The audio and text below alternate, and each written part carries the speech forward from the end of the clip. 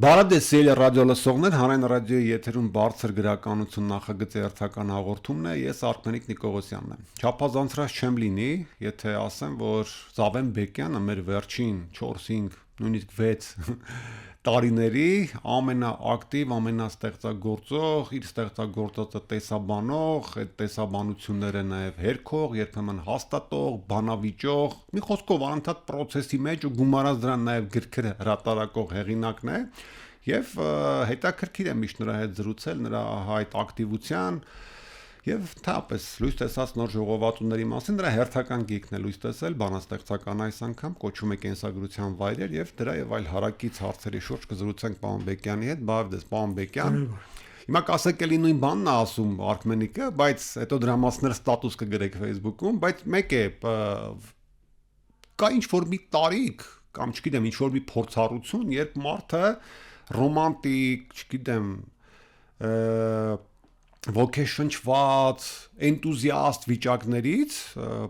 փորձում է անցնել ինչ-որ գործնական տարածություններ, հա, մանավանդ ուժերի վերադասավորման խնդիր կա տարիքի հետ նայել, էլի, ես իմ փորձի վրա եմ ասում, ուրիշ բան չեմ ակնարկում, երբ որ ինչ-որ անելիքներ, գործեր, ձգտումներ, ջանքեր, փորձում ես մի քիչ կանոնակարգել, որովհետև լավ, չկա դիալոգ, չկա արձագանք, ստացվում է ինքդ քեզ հետ ես խոսում, երբեմն ինքդ քեզ հետ ես բանավիճում, ձեզ առեղծված է այս դեպքում արդեն, ռեալ առեղծված է, ինձ հետաքրքիր է, ինչու եք շարունակում այդքան կռիվ անել, պարոն Բեկյան։ Կռիվ ինչ իմաստով։ Բանավիճել, խոսել, առաջարկել, որ ստիպել, չգիտեմ, եւ չստանալ պատասխաններ։ Հոդվածների մեջ թե հոդվածների, ձեր Facebook-յան հրապարակումներ եւ գրականությունն էլ ըստ էության վեճ է, չէ, որ ստեղծում եք գրականությունը։ Դա մեկ ճակերտների մեջ ասած Պարույսևակի սինդրոմն է, որ ասում էր, եթե ուրիշ զրուցակից բան չկա, կոշիկից հետ կխոսամ, էլի։ Հիշում եք, չէ՞։ Այո, իհարկե։ Բայց այստեղ մի կարևոր հանգամանք կա, ամեն դեպքում Սևակն ինչքան էլ դա ասեր, Սևակի եւ մեր ժամանակները համատելի չեն։ Ամեն դեպքում փորձենք մամուլը թերթենք օրինակ 60-ականների Սևակի ապրած ժամանակի։ Ցանկացած միտք, որ հնչում էր այն էլ Սևակի կարգի բանաստեղծի շուրթերից կամ չգիտեմ նրա գրչի տակից ելնում էր միտեղ հրապարակվում էր, ունենում էր մեծ արձագանք, քննարկում էին, քննում էին, բանավիճում էին, ահռելի մեծ բանավեճներ եղան հանուն եւ ընդդեմ ռեալիզմի նախահիմքերի։ Սևակը կարող էր իրեն թույլ տալ, էլի այդպիսի միտք։ Մեր ժամանակներում ինչ արժեք ունի այդ տեսակեցվածքը, պարոն Բեկյան։ Հիմա պոեզիայի համար փորձության ժամանակներ են։ Ոնց որ անապատում, չէ, փորձության անապատները մեր տիրոջ լռության մեջ ենք։ Մի հատ տեխնիկական տերմին կա, կարծեմ տիեզերագնացների համար են օգտագործում, կոչվում է սուրդոկամերա։ Դա ինչ որ տեղ է, որտեղ բացարձակ լռություն է, էլի։ Շատ դժվար վիճակ է։ Մի կողմից լավ է, որ բանաստեղծը կարողանում է ինքնափոխվել, խանգարող չկա ինքը, բայց որ արձագանքը որ չկա, դա շատ վատ բան է, էլի։ Մեր 60-ականների բանաստեղծների հիմա ներողություն չեմ հիշում անունը, երևի դուք կհիշեք, որ ասեք կհիշեմ։ Այսպեսի մի տող ունի, էլի, թռչունը երգում է եւ սպասում իր պատասխանին, իրեն արձագանքն է կարևոր իր համար։ Լավ տողեր են։ Լավ տող, բայց ես հեղինակին չհիշեցի, հա։ Ես էլ չհիշեցի, բայց լավ տողեր են։ Թռչունը երգում է եւ ես կարծեմ Հենրիկ Էդոյանի տողն է, այն ժամանակ դա մոտի սոցիալական այդ տողը հիմքելուն էր, որովհետեւ 60-ականների սերունդը ինչ որ ճնշված, արհամարված պետականորեն վիճակում էր եւ նրանց համար շատ կարևոր էր ամեն մի բառ, ամեն մի արձագանք իրանց գրածի համար եւ եթե ասենք Թոփշան Ալեքն էլ Ալեքսանդրն էլ որ չլիներ աղետ կլիներ այդ սենդի համար էլի նա էր որ դարձավ տեսապանը այ հիմա մեր ժամանակների դժբախտությունը նա է որ ասենք կան պոետների առանձին խմբեր, չէ, բայց դրանք իրենց տեսաբանները, իրենց Թոփշանալիկի նման չունեն, էլի որ անդրադառնան մեկնաբանեն։ Ձեր կարծիքով կարիքը կա այդ Թոփշան Ալեքսանդրների հիմա, տեսեք, ես էլ քննադատ եմ, պարբերաբար խոսում եմ այդ հարցերի մասին, պարոն Բեկյան, եւ տեսեք, ի տարբերություն ձեզ, գուցե ես եմ սխալ, ոչ թե դուք։ Ի տարբերություն ձեզ, ես օրինակ այդ առումով մի քիչ ավելի գործնական եմ, եւ իմ տարբեր փորձերը համակարգելու, նաև էլի իմ ընկերների քննադատ ընկերների փորձերը համակարգելու, մեկնաբանելու, տեսաբանելու այն ինչ որ այսօր ստեղծում է, տեսել եմ որ ընդհանրապես օթի մեջ խոսակցություն է եւ հիմա գործնականացրել եմ կոպիտ ասած իմ ջանքերը եւ գրականության հանրահռչակումը, չգիտեմ, իր մասին խոսելը որոշ կերպով արժևորելը մնացել է այս բարձր գրականության շրջանակում էլի։ Չէ, այդ առումով քո վաստակը մեծ է, ինչ որ բան դուրս չգա որ Չէ, ես լավ գիտեմ ինչ եք ասում։ Մենակ ես, ասենք մի 5-6 անգամ այս հարցազրույց ենք ունեցել, դա ինչ որ չափով հեղինակին լույս աշխարհ աբերում էլի, ոչ թե աբերում, որովհետև շատ ընթերցողներ չգիտեն այսօր ինչ կա, ինչ չկա։ Այսինքն ինֆորմատիվ բան ենք անում մենք էլի այսօր։ Հա, ուղղորդող ապետ, հետո ընթերցողին հասկացնող ապետ, թե որ հեղինակը ինչ արժե կոպիտ ասած էլի այդպես։ Այդ կարգ։ Ես մի բանաստեղծություն ամեն դեպքում ձեր գրքից ընթերցեմ, որովհետև բաներ կան, որոնք դուք ստույգ ձևակերպում եք ձեր բանաստեղծություններում, հետո Facebook-ում սկսում է դրա շուրջ դժգոհությունները։ Ինձ նաև զարմացել է, եթե կա այս բարձր գիտակցումը, ինձ համար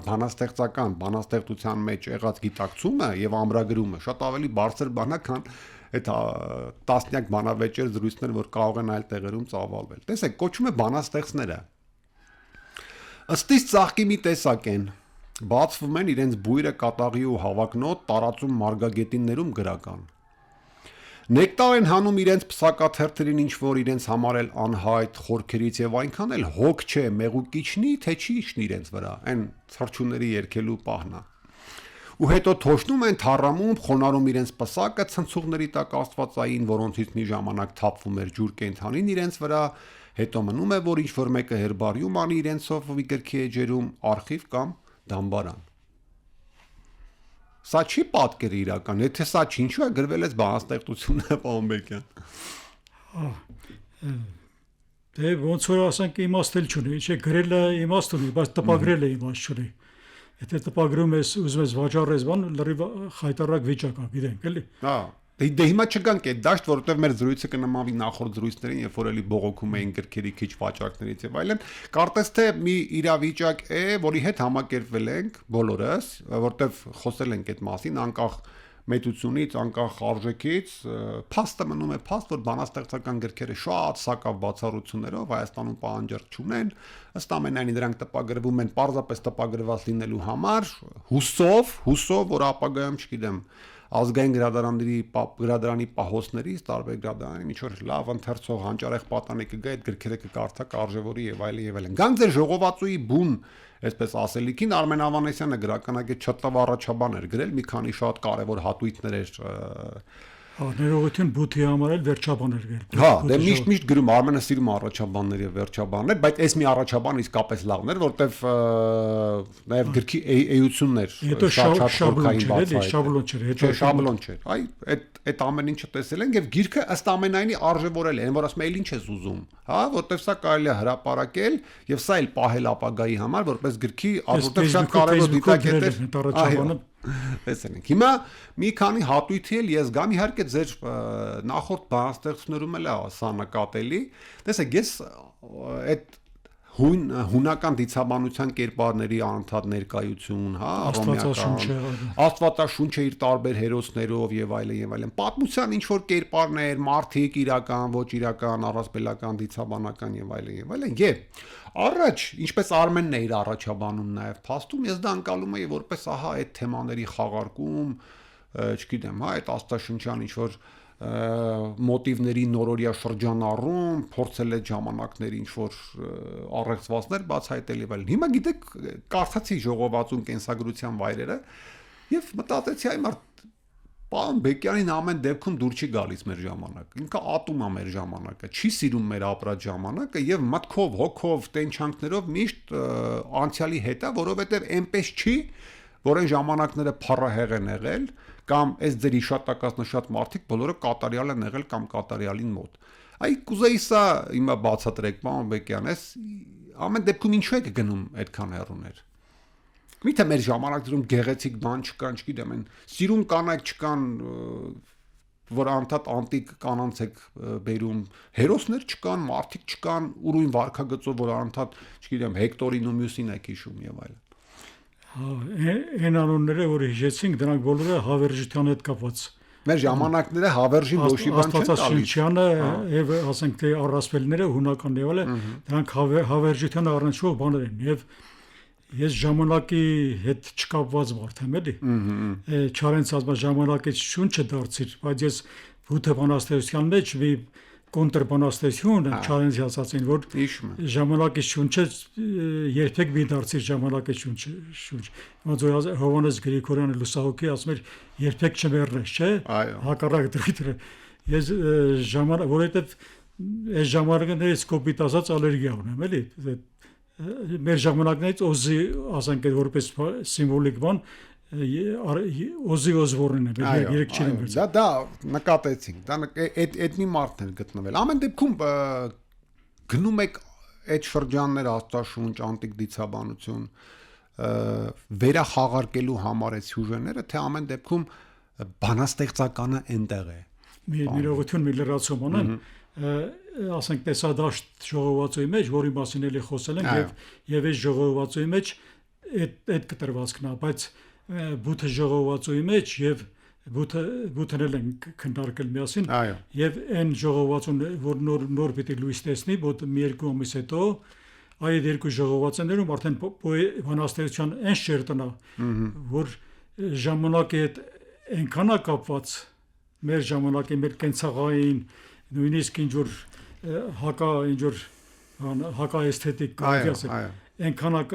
Նաև դա հաշվի առնելով եմ ասում։ Ասած անտիպոեզիա սխալվում։ Եվ նաև դա հաշվի առնելով եմ ասում, որ ամեն դեպքում մեր ժամանակներում ոչ մի գեղեցիկ բան չկա, դուք անդադ ձգտում եք դեպի այդ անտիկ աստվածություն։ Այսինքն կոպիտ ասած այն պոեզիան ես երկփեղկել եմ, երկու մասի բաժանում։ Լավ է, բայց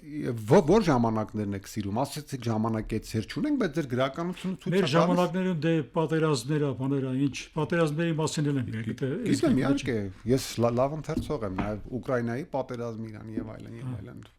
Մի բան ստեղծում կար ինձ շատ տպավորեց ամեն դեպքում, որովհետև այդ բառերի խաղարկումներ բաներ, հա, երբեմն կլիշեացված արտահայտություններ կան, ես սիրում եմ, երբ որ կլիշեացված արտահայտությունները այսքան փառահեղորեն են մեկնաբանում։ Ներողություն, որը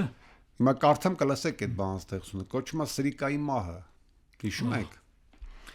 Մահախոսողը գրեց, կյանքից հեռացել է, սակայն կյանքը ընդոս ցնցվեց, ոչ, այդ ես եմ իրենից հեռացել, այդ ես եմ ու գերեզմանային մի լռություն տիրեց։ Ֆանտաստիկ իսկապես ձևաբանում էր, էլի այդ կլիշեների բանից, ես կուզեմ մի քիչ ավելի լայն մեկնաբանենք, պարոն Բեկյան, տես,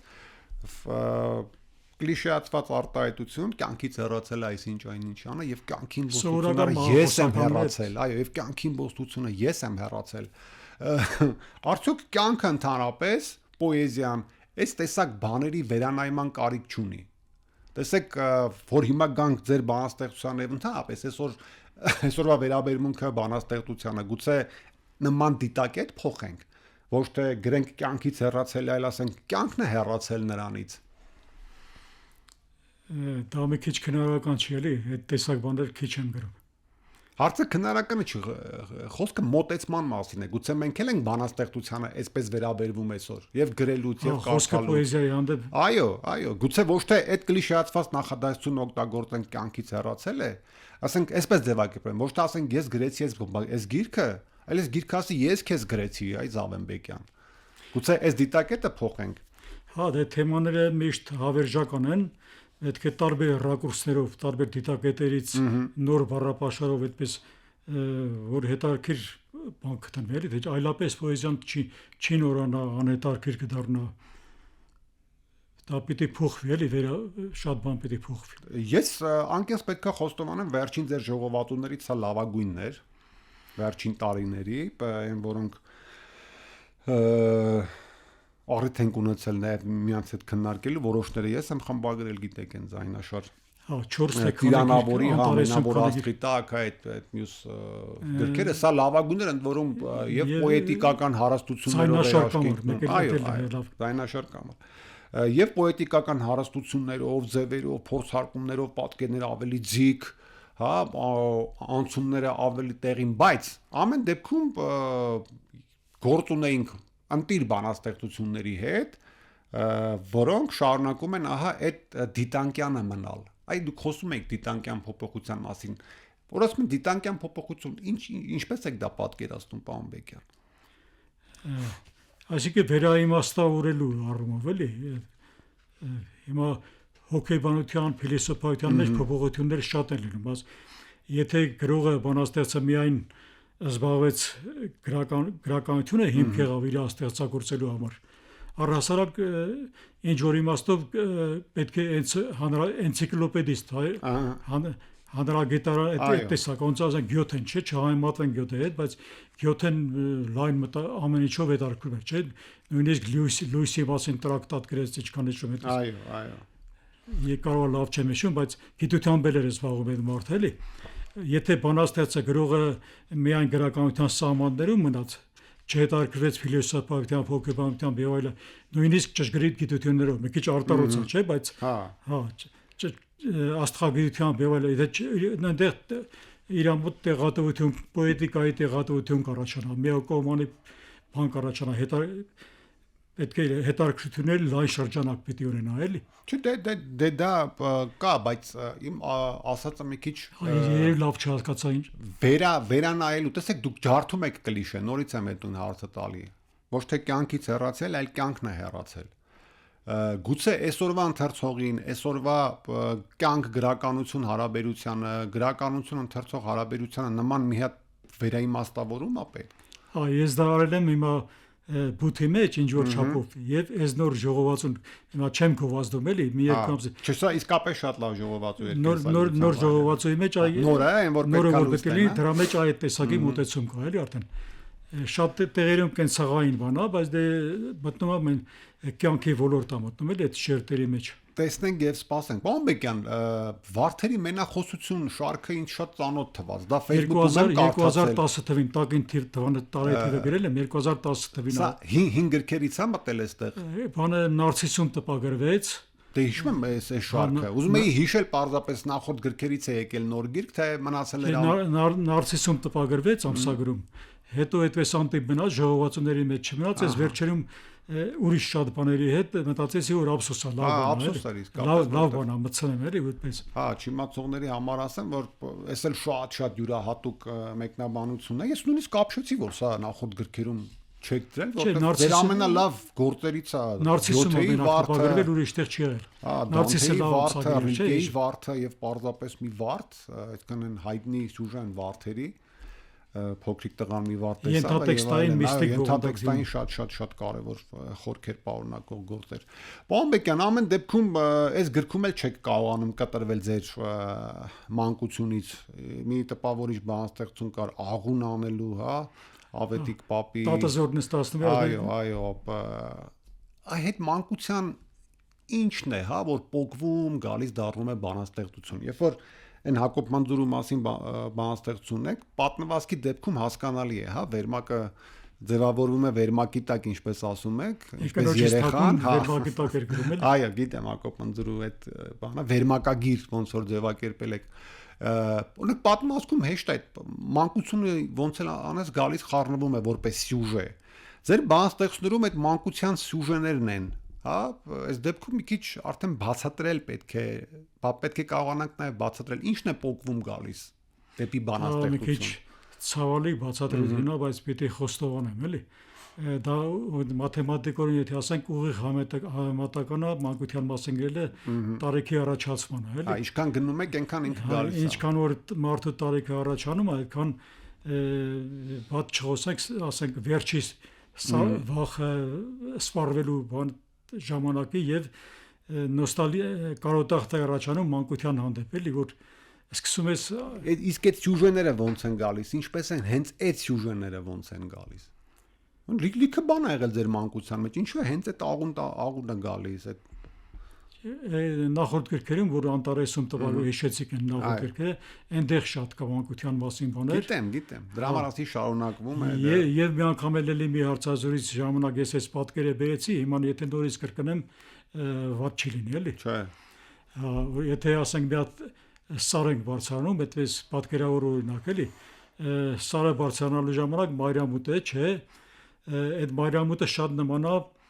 արշալույսին, գույնով, գունավորումով շատ նման է եւ ինչ իմանաս, մի քիչ միստիկ բովանդակություն կա, տարիքը մարդու առաջանալով, արդյոք մենք չենք հանդիպում նույնիսկ մեր սկզբին։